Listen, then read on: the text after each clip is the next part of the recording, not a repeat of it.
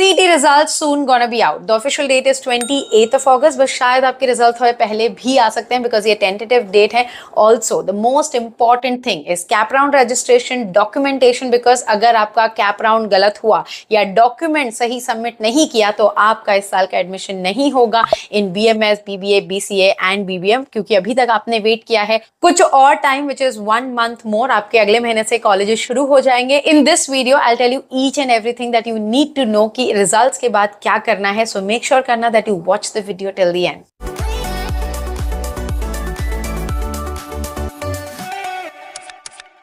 Hi guys, this Pooja Gupta. Welcome back to Media Mentor. जब हम CET की बात कर रहे हैं 28 से कितना जल्दी आपका रिजल्ट आ सकता है, तो 25 से 28 के बीच में आपके रिजल्ट कभी भी अनाउंस हो सकते हैं. Official date is 28. Now talking about CAP round process जो है, रजिस्ट्रेशन आपका शुरू हो जाएगा 29 से.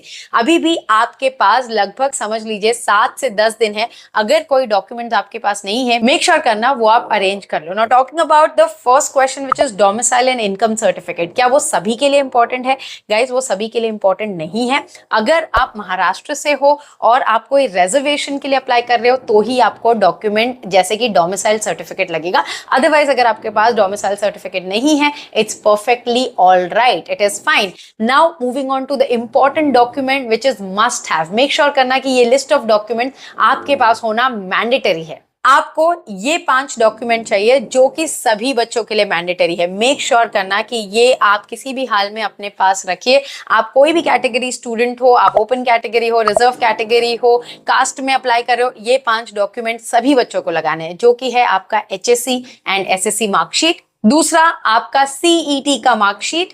Third is your passport size photograph. Fourth is your leaving certificate. अगर कॉलेज या स्कूल ने नहीं दिया है प्लीज आप उनसे मांग लीजिए. And fifth is your address proof. अब एड्रेस प्रूफ के लिए majority 90% of the student submit करते हैं आधार कार्ड. अगर आधार कार्ड नहीं है तो कौन सा डॉक्यूमेंट है जो आप सबमिट करना चाहोगे फॉर योर एड्रेस प्रूफ, वो आप जुगाड़ लीजिए. बट आधार कार्ड होगा तो बेटर है. तो ये मैंडेटरी डॉक्यूमेंट है for all the students. Additional document की अगर हम बात करें तो आप अपने पास पैन कार्ड रख सकते हो, नेशनैलिटी सर्टिफिकेट रख सकते हो एंड बर्थ सर्टिफिकेट रख सकते हो. ये 3 डॉक्यूमेंट एड ऑन है, मैंडेटरी नहीं है, but add on you can keep. अब बात करते हैं एड ऑन स्कीम की, जो कि है आपका income certificate, domicile certificate and your physical disability certificate. ये 3 जो सर्टिफिकेट्स हैं, अगर आप फीस वेवर चाहते हो तो इनकम सर्टिफिकेट आपका मैंडेटरी है.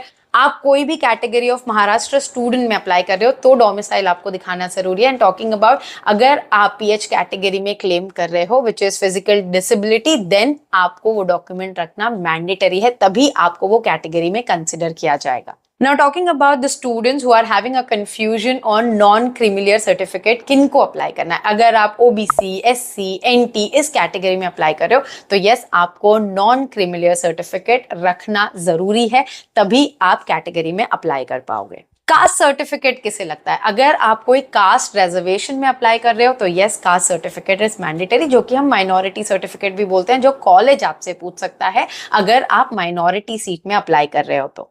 Again talking about caste validity certificate, जो कि रिसेंटली इशू किया जाता है. And if you are applying for reserve category तो वहां पे आपको कास्ट वैलिडिटी सर्टिफिकेट लगेगा. I hope guys you are clear with all the documentation that you need. Now इसके आगे भी अगर आपको कोई भी क्वेश्चन है, मेक श्योर करना that you join our webinar and seminar. This is the biggest seminar and webinar happening for the CET students, specially for BMS, BBA, BCA and BBM. अगर आपको कोई भी डाउट्स है प्लीज ज्वाइन कर लेना, because we gonna be explaining everything. आपका live Q&A possibly जितना हो पाएगा हम सारे केटर करेंगे. एंड मैंने इंस्टाग्राम पे पोल भी रन किया है, आप अपने क्वेश्चंस भेज दीजिएगा. सारे क्वेश्चंस हम ट्राई करेंगे कि केटर कर दें so that you can clear all your doubts. Also guys, preference list बनाना बहुत जरूरी है, तो आपको उसमें भी हम हेल्प करेंगे कि आपके परसेंटाइल के हिसाब से आपको कैसे क्या करना है. नाउ टॉकिंग अबाउट डॉक्यूमेंटेशन क्यों इंपॉर्टेंट था, जैसे कि मैंने आपको बताया आपके रिजल्ट्स आ गए.